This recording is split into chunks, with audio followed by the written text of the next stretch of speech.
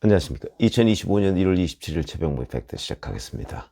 자, 제가 어제 윤석열 대통령에 대한 그 구속 기소를 할 것이냐 말 것이냐를 가지고 검사장 회의를 열었는데 거기서 석방 의견이 나왔었다. 뭐 이런 말씀을 드렸죠. 근데 다수냐 소수냐 뭐 이런 것들은 확인이 잘 되지 않는다. 그래서 이제 심우영 검찰총장이 최종적으로 결정한다고 했는데 뭐 결국 구속 기소 쪽으로 결론이 났습니다. 저는 거기서 예단하지 않겠다 이렇게 말씀을 드렸죠. 그게 이제 팩트를 전하다 보니까 그게 예측이 좀 어려운 측면이 있습니다. 그리고 뭐 취재가 제대로 된 것도 아니고요. 근데 펜앤드마이크가 그런 의견이 있었다라고 얘기를 해서 제가 소개를 시켜드린 적이 있었는데 결국은 구속 기소가 됐습니다. 그러면 이제 자 지금부터는 어떻게 될 것인가 또 대단히 궁금해 하실 것 같아서 어저께 검찰 비상계엄특별수사본부 박세현 서울고검장이죠. 이렇게 얘기했습니다. 법원은 2회에 걸쳐서 납득하기 어려운 사유로 불허하였고 구속기간 연장을 불허했던 거죠. 이에 따라 특수본은 1차 구속기간 만료 전 피고인을 내란 우두머리 혐의로 구속 기소했다. 이렇게 발표를 했고요. 특수본이 그동안 수사한 공범 사건의 증거자료, 경찰에서 송치받아 수사한 사건의 증거자료 등을 종합 검토한 결과 피고인에 대해 기소함이 상당하다고 판단했다.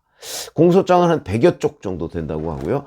특수본이 그동안 기소했던 김용현 전 국방장관 공소장하고 뭐 거의 비슷하다고 합니다. 그렇지만 여기서 이제 직권남용 혐의는 뺀 거죠.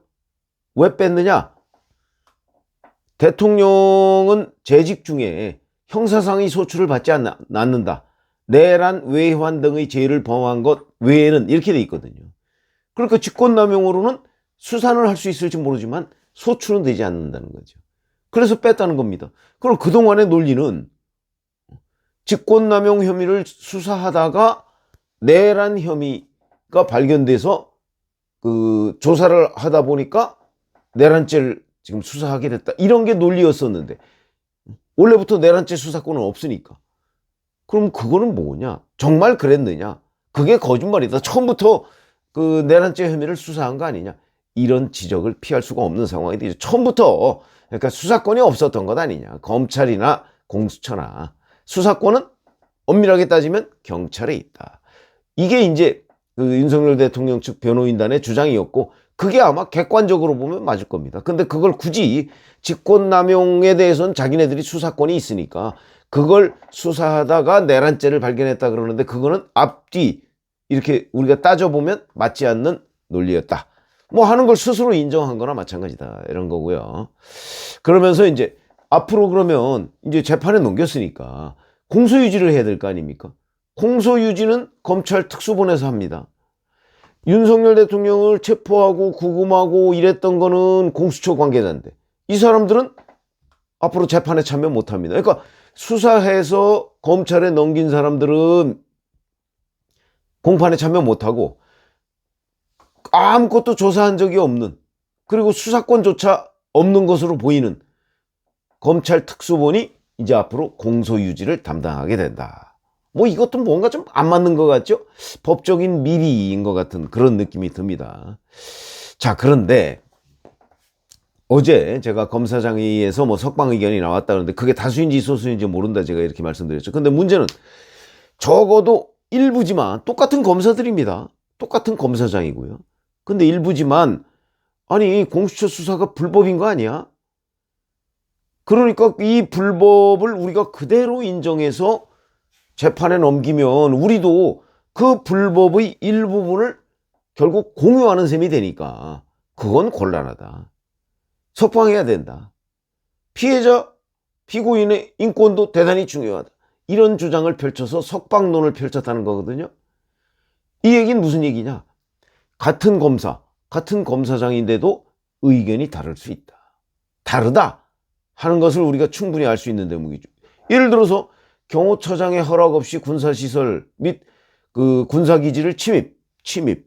제가 여러 차례 말씀드렸죠. 그거 불법이다. 그러면 이런 불법을 검찰이 뻔히 알면서 우리는 그냥 기소만 해주면 된다. 이거는 검찰로서 임무가 아니다. 이런 주장을 편 것으로 보인다. 이게 이제 첫 번째. 똑같은 검사인데도 의견이 다르다. 그 다음에 또 하나는 서부지법이 과연 체포영장에 대한 관할권, 구속영장에 대한 관할권이 있느냐. 이건 여전히 지금까지 논란입니다. 더군다나 서울중앙지법에 혹시 체포영장이나 이런 걸 청구했다가 거절당하니까 서부지법으로 간 거 아니냐. 이거는 또 다른 불법의 문제가 제기될 수 있거든요. 그런 주장을 펴는 판사도 있습니다.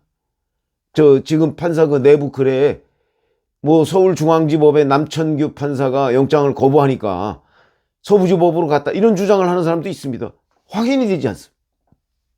중앙지법이 그 부분을 확인해 주면 되는데 확인 안 해주고 있습니다. 그게 시인하는 것인지 그것도 불투명합니다. 이것도 앞으로 이제 계속 다툼의 여지가 있는 거지. 관할권. 도대체 관할권이 어디에 있느냐? 다툼의 여지가 있고. 여기다가 하나 더 있습니다. 윤석열 대통령 측에서 얘기했던 거죠. 그리고 이제 인권위원회, 이제 여기도 법조인입니다. 김용원 인권위원이 얘기한 겁니다. 무슨 얘기냐면 구속기간의 문제입니다. 원래 15일 오전 10시 33분에 체포영장이 집행이 됐죠. 그러니까 이때부터 이제 구속 그 상태가 되는 건데, 그런데 이제 공수처에서는 체포적 부심을 바로 그 15일에 신청을 했기 때문에 그 신청에서 체포적 부심의 그 결과가 나올 때까지의 그 시간, 그거는 구속기간에서 빼야 된다. 검찰도 그런 식으로 계산을 합니다. 그렇게 했더니 공수처에서는 구속기간 만료가 28일이다. 이렇게 얘기했고요. 검찰에서는 아니다, 27일이다. 오늘이다. 그런데 여유를 갖기 위해서 어제 기소한 것이다. 이렇게 얘기를 하는데 윤석열 대통령 측에서는 아니다. 뭔가 애매할 때는 피고인한테 유리한 방향으로 라는 거는 형사법상의 대원칙이다. 그렇기 때문에 체포적 부심 그 기간 동안에도 윤석열 대통령은 계속 구속 상태에 있었다. 인신구속 상태에. 그러니까 그걸 빼고 이리저리 빼도 25일이면 끝났다. 이렇게 얘기를 하는 겁니다. 그러면 어제 구속 상태는 위법이다. 불법 구금이다. 이거 대단히 중요한 거거든요. 근데 이 부분에 대해서 누구도 판정해 줄 사람이 없습니다.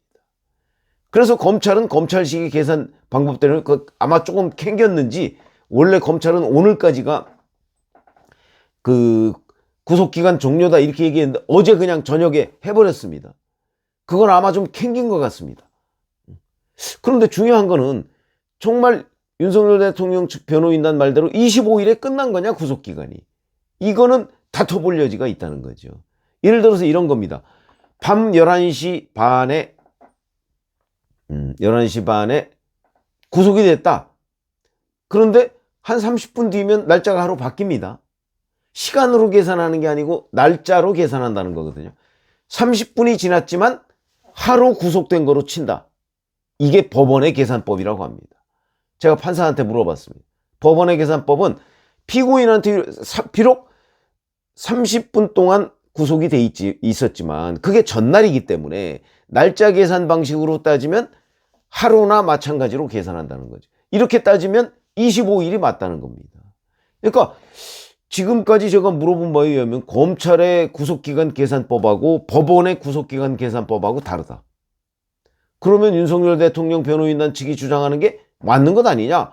구속기간은 이미 25일에 끝난 거 아니냐? 15일에 그 구속 체포가 됐으니까. 이걸 누가 근데 판정하냐?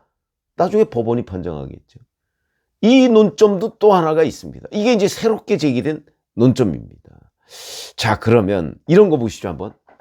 검찰은 아니지만 임병렬 청주지방법원장이 지난 20일에 공수처의 내란죄, 직권남용죄 수사의 문제를 지적한 백지혜 대법원 재판연구원 법원 내부 게시판 글에 댓글을 다는 형식으로 검찰이 내란죄에 대한 수사를 처음부터 다시 하겠다고 한다면 이는 공수처의 내란죄 수사권이 없다는 것을 전제로 하는 거다. 만약에 그런 일이 발생하면 공수처에서 청구한 체포영장과 구속영장을 발부한 판사들은 아무 책임이 없는 건가요? 이렇게 올리니까 여기에 상당수의 판사들이 아니 그걸 가지고 영장을 발부한 판사를 비판하는 것은 적절하지가 않습니다. 이렇게 얘기하니까 그에 대해서 다시 또 임병렬 법원장이 아니 이거는 법관은 헌법과 법률에 따라 양심에 따라 심판한다고 하는데 장차 문제될 소지가 있는 데에 대한 지적도 못하냐? 이래서 엄청난 공방을 벌였습니다. 물론 이 사람은 판사입니다. 그리고 뭐 곧 정년퇴임을 앞두고 있다고 본인이 밝혔더군요. 그러나 여하튼 오랜 법관 생활을 한 사람으로서 과연 공수처의 수사권이 있느냐 없느냐는 걸 본질적으로 다퉈보지 않고 이 임병렬 청주지방법원장은 그래서 이런 것들을 대법원에서 빨리 좀 이렇게 수사권이 있는지 없는지를 좀 판단을 해달라 이런 게 최종적인 요구였거든요. 그거 없이 그냥 일선 판사의 어떤 그 결정으로 현직 대통령에 대한 방어권 이런 거를 그냥 무산시켜도 되느냐 과연. 그리고 나중에 가서 이거 법원에 가서 문제 있다고 나오면 어떻게 할 것이냐. 아마 누구도 감당할 수 없을 것이다. 법원도 이런 지적을 한 겁니다. 저는 그 지적이 옳다고 생각합니다. 그거는 어찌됐든 간에 결론을 내줘야 되는 거죠. 근데 그렇지 않다. 근데 여기에 반박한 일선 판사들도 또 대단히 많습니다. 엄청난 논란이 있습니다. 그 얘기는 또 무슨 얘기냐? 아까 제가 같은 검사장이라도 의견이 다르다 말씀드렸죠. 이게 지금 같은 판사라도 의견이 이렇게 다릅니다. 그러면 앞으로 서울중앙지법에 이제 넘겼으니까 중앙지법에서 재판부를 배당을 할 겁니다. 어떤 판사가 배당되느냐에 따라서 운명이 갈릴 수도 있는 것 아니야? 판사에 따라서 검사에 따라서 이렇게 서로 다른데 이런 것들이 변수가 된다. 그러니까 이제 어제 저녁에 기소를 했으니까 이제 설 연휴 지나고 나면 아마 배당을 할 겁니다. 그럼 어떤 판사, 이게 복불복이냐 도대체. 법원이 이래서는 안 되죠. 그런 점에서 본다면 아마 배당이 되면 그 윤석열 대통령 측 변호인단이 보석을 청구할 겁니다. 그 보석 청구할 때 다퉈야 될 내용이 첫째, 공수처의 수사권이 있느냐. 이거 다투겠죠? 아마 윤석열 대통령 측 변호인단은 수사권이 없다. 그렇기 때문에 불법적인 수사다. 물론 뭐 수사 받지도 않았지만 수사다. 이런 걸 강조할 걸로 보이고요. 그 다음에 체포영장, 구속영장에 대한 관할권이 서부지법이 있느냐? 이것도 없다고 주장을 할 것이기 때문에 이 또한 불법적이다. 불법의 불법이다. 또 하나 제가 구속기간 오류 얘기했죠. 이것도 불법적인 구금이다. 이렇게 주장하면서 이 불법 사태를 재판부가 바로잡아달라. 이렇게 얘기를 할 거거든요. 근데 이거 제가 조금 전에 말씀드렸듯이 검사에 따라 판사에 따라 다릅니다. 그러면 거기서 풀려날 가능성도 있는 거죠. 왜? 불법 이렇게 되면 아니 불법적인 기소 아니냐. 거기서 풀려날 수도 있다.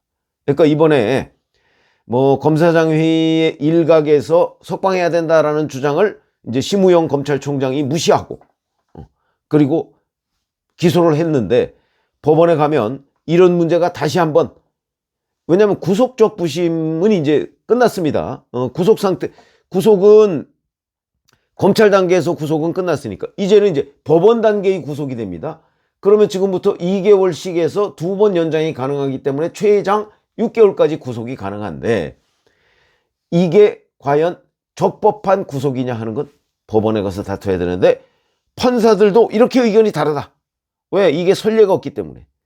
그렇다면 보석을 아마 곧 청구할 것이고 청구하게 되면 그 판사가 과연 임병렬 청주지방법원장과 같은 견해를 가진 판사냐 아니면 다른 일반 임병렬 원장의 그 주장에 대한 반박 논리를 폈던 그런 사람들 부류냐, 이거에 따라서 윤석열 대통령의 운명이 달라질 것으로 보인다.